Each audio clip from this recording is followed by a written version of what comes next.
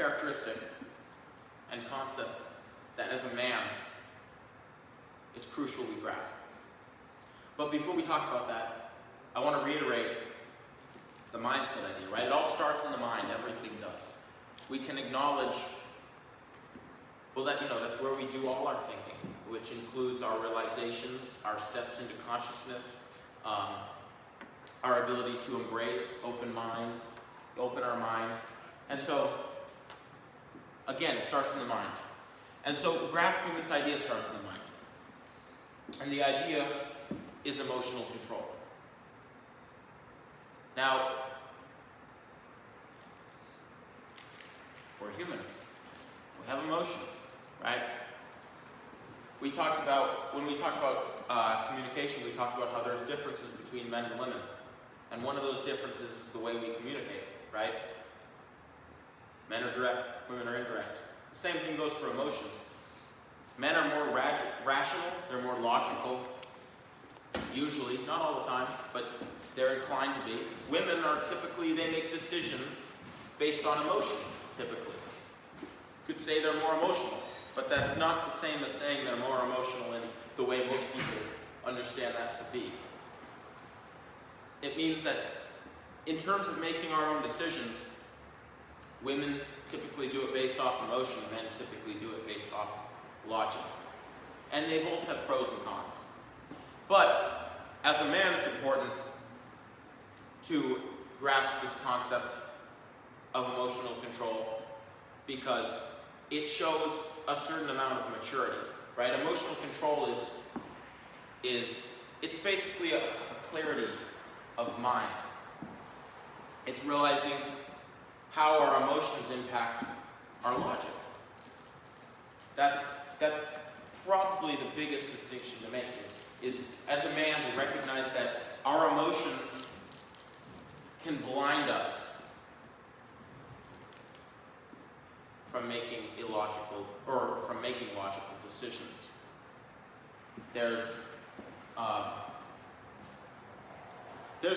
this idea I've heard put out there. It's called post-nut clarity, right? It's this idea that after sex, after ejaculation, you tend to see things from a different perspective.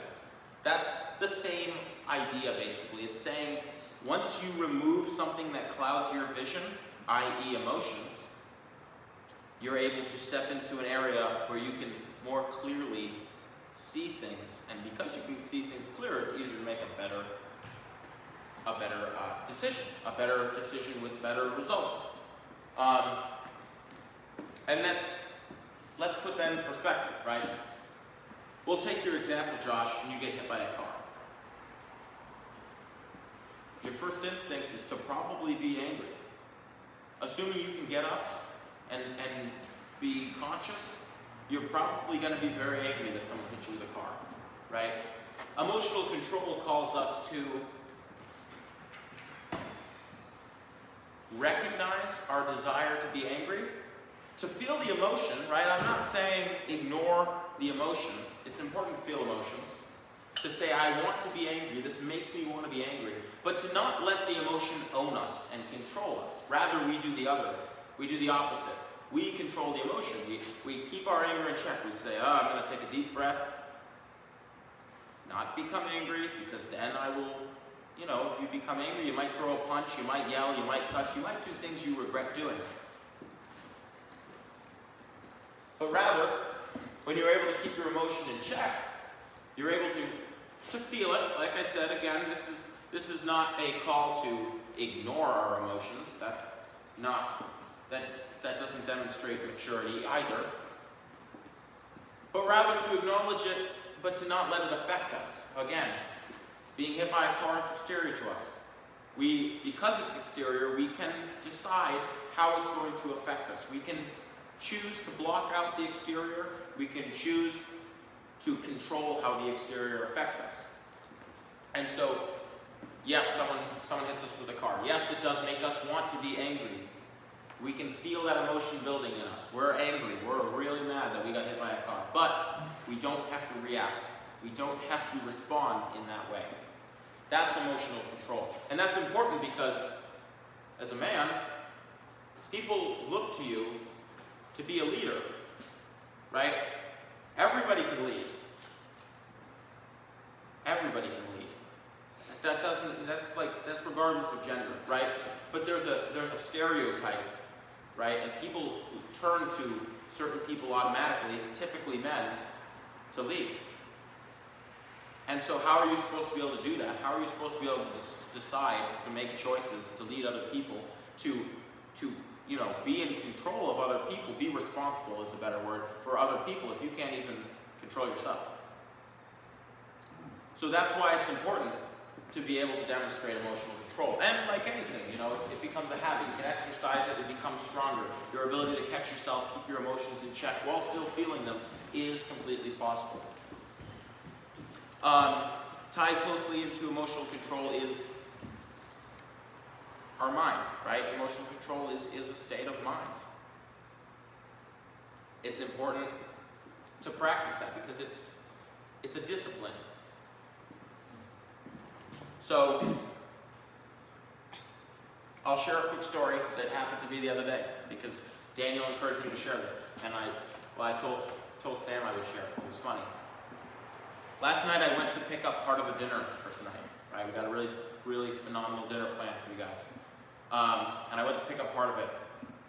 One of my good friends, old friend, that I used to work with, helped me out. Right, I step outside of his house. I step onto his porch. It's dark. It's real late at night. I said, "My car's gone." And he jokingly said, "Oh yeah, we have thefts around here." He thought I was kidding. I said, "No, Jay, my car's gone." I go, "I guess someone stole it." Because I took him at his word. He said, "What are you talking about? Your car's right there." Points out his wife's car because he thought he'd parked his wife's car in the garage. I said, "That's not my car, Jay. That's Esther's car. It's blue. My car's white." He didn't say anything. I said, "You got a flashlight?" He gives me a flashlight, right? I had forgotten to put my car in park. And while I was in his house, it had rolled off of his driveway, which I was basically on a level spot, but I was right there on the verge of unlevel, right?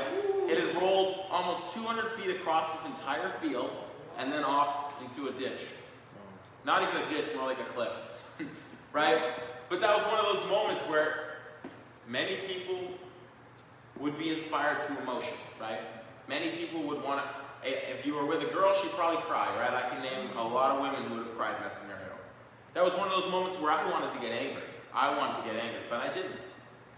Right? It was a perfect opportunity for me to practice emotional control, right? Because it doesn't serve you either to let your emotions run rampant and out of check. That's one of the other important aspects of adopting this idea of emotional control, is it doesn't serve you to get emotional. It's good to feel your emotions and recognize that you want to cry, you want to get angry, right? Sometimes you need to yell, sometimes you need to let a tear out, right? But it doesn't serve you to just full-on bawl your eyes out because something happened to your car. The car doesn't go anywhere, you don't go anywhere, right?